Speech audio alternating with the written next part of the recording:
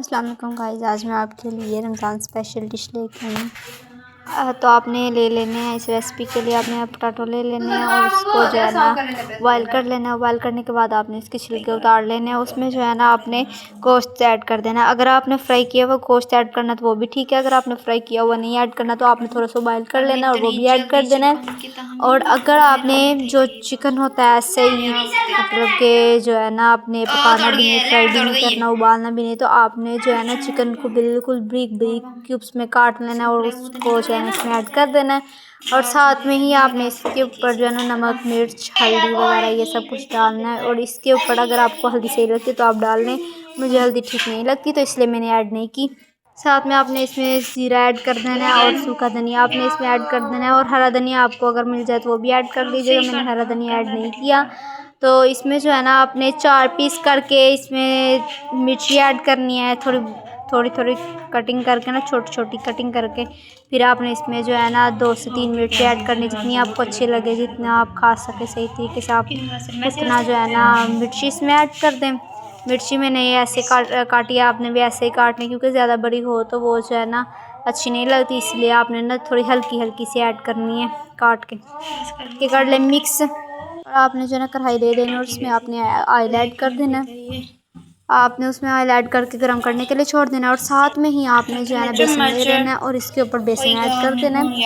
आपने बेसन ऐड करना है तो ये आप देखिएगा कितने मज़े के पकोड़े बनते हैं, आप खुद हैरान हो जाएंगे। तो आपने इसमें बेसन ऐड करके इसको हाथों से मिक्स कर देना। अगर हाथों से मिक्स करना हो तो हाथों से मिक्स कर लें, वरना जो है ना आपने चम्मच के साथ मिक्स कर लेना। मिक्स करने के बाद आपने जो है ना पकौड़े की शेप दे देनी है, ठीक है। आपने चम्मच के साथ लेते जाना है और जितना आए आपने इसमें ऐड कर देना है, क्योंकि आज जो है ना अंदर इंग्रेडिएंट्स जो हैं सारे पके हुए हैं, सिर्फ आपने इनको फ्राई करना है और बाहर निकाल देना है। सो मैंने जो है ना इसको हल्का ब्राउन नहीं, लाइट ब्राउन नहीं किया, मैंने जो है ना इसे सही तरीके से ब्राउन किया, क्योंकि ये ऐसे लग रहा था जैसे कि चिकन फ्राई किया हो। जो आप देख सकते हैं ऐसे लग रहा है जैसे हमने चिकन फ्राई किया है, लेकिन जो है ना ये हैं आलू के पकौड़े। आलू और जो है ना इसमें मैंने चिकन थोड़ा कम डाला हुआ है, आप थोड़ा ज़्यादा डाल लीजिएगा तो ज़्यादा मज़ा आएगा। 1 कप से मैंने थोड़ा सा कम लिया है बेसन, लेकिन अगर आपके ज़्यादा पकौड़े हैं तकरीबन 1 कप में आपका ये सारा जो है ना आपकी मुकम्मल रेसिपी तैयार हो। तो आपने जो है ना उससे आराम से ये रेसिपी तैयार कर लेनी है। बच्चे बहुत शौक़ से खाएंगे, बड़े बहुत शौक़ से खाएंगे। तो ये देख सकते हैं हमारे जो है ना मैंने सही तरीके से फ्राई किए हैं, क्योंकि लाइट ब्राउन जो है ना वो इतने अच्छे नहीं लग रहे थे। तो मैंने इसे सही तरीके से ब्राउन किया ताकि इसकी शेप भी जो है ना अच्छी बनी हुई है। तो चिकन की शेप बनी हुई है तो चिकन की शेप के साथ मैंने चिकन जैसा ही इसे फ्राई किया।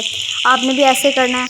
अगर ये मेरी वीडियो आपको पसंद आई हो तो लाइक, शेयर, कमेंट ज़रूर कीजिएगा, ताकि आने वाली तमाम वीडियो आप तक बआसानी पहुँच सकें। तो मैं आपके लिए इतनी अच्छी अच्छी रेसिपी लेके आती हूँ, तो आपका तो इतना फ़र्ज़ बनता है कि आप भी मेरी वीडियो को लाइक करें, शेयर करें, सब्सक्राइब करें, ताकि जो है ना मैं और अच्छी अच्छी रेसिपी आपके लिए लेके आऊँ।